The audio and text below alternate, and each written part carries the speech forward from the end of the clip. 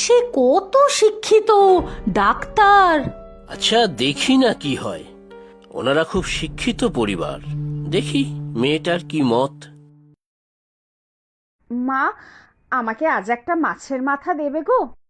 এই, কোন মুখে মাথা চাইছিস? জানিস না দুটো মাছের মাথা আছে, একটা তোর বাবার জন্য আর একটা তোর ভাইয়ের জন্য। মেয়েদের এত নোলা থাকতে নেই রে। না না মা, আমি এসব মাছের মাথাটাতে খেতে পারবো না।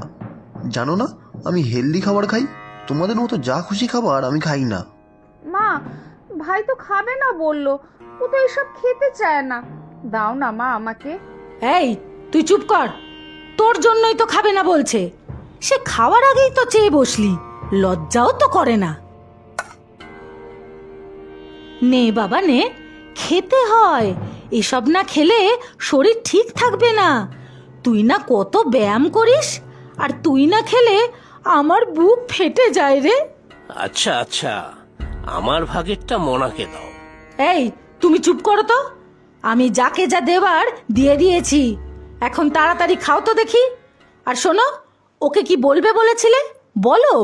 ও হ্যাঁ, এই, শোন মনা, তোর সাথে কিছু কথা আছে। বলো বাবা, কি কথা? আমার বয়স হচ্ছে, আর তুইও দিনের পর দিন সংসারের জন্য এমন অক্লান্ত পরিশ্রম করছিস। আমার খুব চিন্তা হয়, এবারে তোকে বিয়ে দিয়ে আর তোর ভাইকে নিজের পায়ে দাঁড় করিয়ে আমি নিশ্চিন্ত হতে চাই রে। তোর কলেজের স্যার ওনার ছেলের সাথে তোর বিয়ে দিতে চান। এবার তুই যদি রাজি থাকিস তাহলে কথাটা এগোতে পারি। আমার কিন্তু ভীষণ ইচ্ছা। বাবা, আমি আরো পড়তে চাই, চাকরি করতে চাই। এতে তাদের যদি অসুবিধা না থাকে তাহলে তোমার যা ইচ্ছা।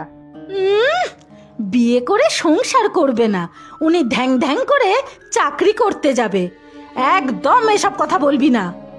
আহ রমা, সারাক্ষণ কেন মেয়েটার সাথে এমন করো? মনার তো কিছু ইচ্ছা থাকতেই পারে। আমি কথা বলি ওনাদের সাথে। তবে শোনো, যা করার চিন্তা ভাবনা করে করো, পরে না আবার ওকে ভাইয়ের সংসারে ফিরে আসতে হয়, বুঝেছো? আমি এমন কিছু করব না মা যাতে তোমাদের মাথা নিচু হয়। আরে শোনো শোনো মনার মা, শোনো দেখি কি কাণ্ড। কি হয়েছে কি শুনি? চিৎকার করে তো পাড়া মাথায় করছো। দারুণ খবর গো, আমাদের মনার বিয়ের সব ঠিক। ওদের বাড়িতে গিয়েছিলাম, ছেলেও এসেছে ছুটিতে। ওমা, তাই নাকি? কি বললেন ওরা? যেমন বাবা তেমনি ছেলে। আহ, কি ভালো কথাবার্তা, কি উঁচু চিন্তা ভাবনা। কি বললো গো? আমার পোড়া কপালি মেয়েটার হিললে একটা হলো। তুমি বললে ওর মনের কথা? হ্যাঁ বলেছি তো।